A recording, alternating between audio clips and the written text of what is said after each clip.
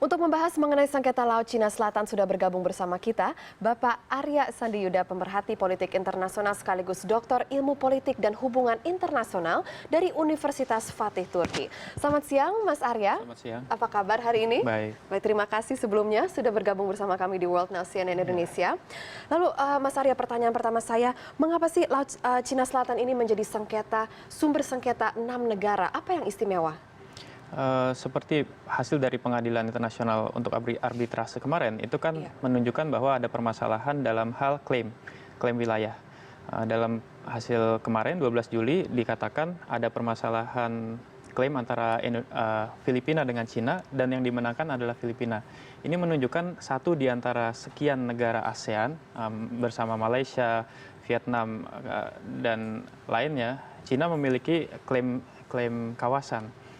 Dan yang menjadi sumber sengketa adalah dasar dari klaim Cina adalah history, atau dia punya keyakinan memiliki historical rights, terus juga karena itu dia punya keyakinan territorial rights, hak berdaulat terhadap kawasan yang dilandasi peta di beberapa abad yang lampau. Sementara Pengadilan Internasional dalam hal arbitrase, Permanent Court of Arbitration, itu memutuskan berdasarkan hukum internasional yang sudah pasti menganulir klaim-klaim sejarah tersebut.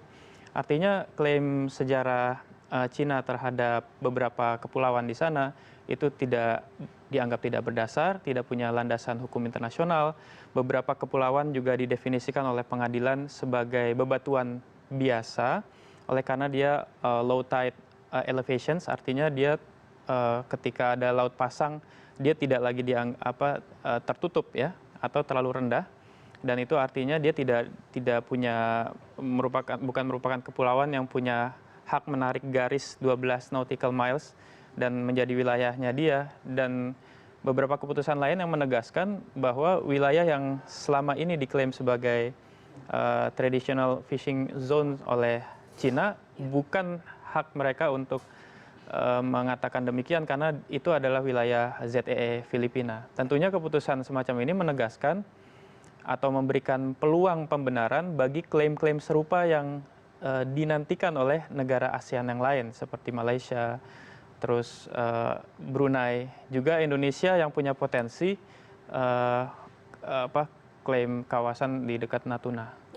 Mas Arya, sejak tahun 1947, China yang saat itu masih dikuasai oleh Partai Kuomintang, Presiden Chiang Kai-shek telah menetapkan dan menyatakan bahwa Laut Cina Selatan ini adalah milik China. Lalu kenapa kok ramainya ini baru akhir-akhir ini dan bukan sejak puluhan tahun yang lalu?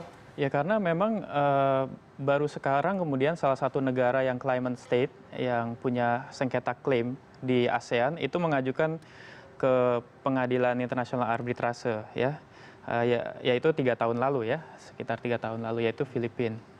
Terus kemudian baru sekarang kemudian kita dapat keputusan dari pengadilan tersebut, sebuah keputusan yang memihak, tanda kutip memihak, dan memenangkan tuntutan dari Filipina yang tentu tadi menguntungkan bagi negara-negara claimant state lain di ASEAN.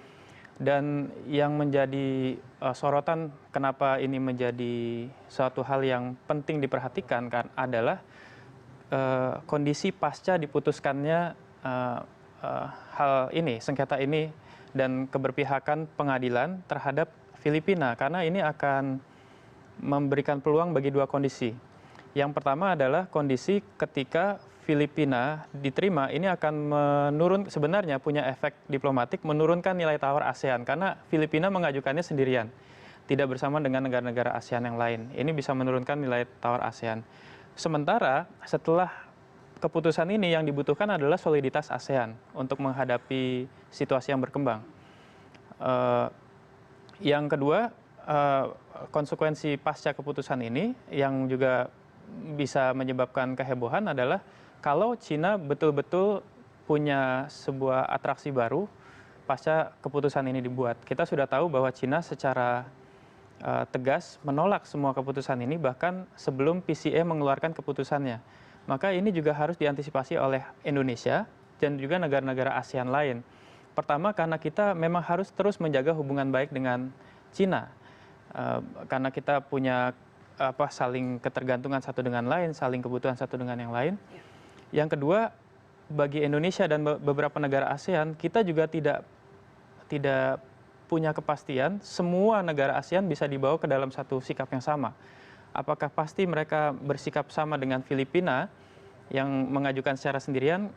Itu suatu hal yang perlu ditinjau kembali. Karena dari awal pengajuannya saja Filipina berjalan sendirian.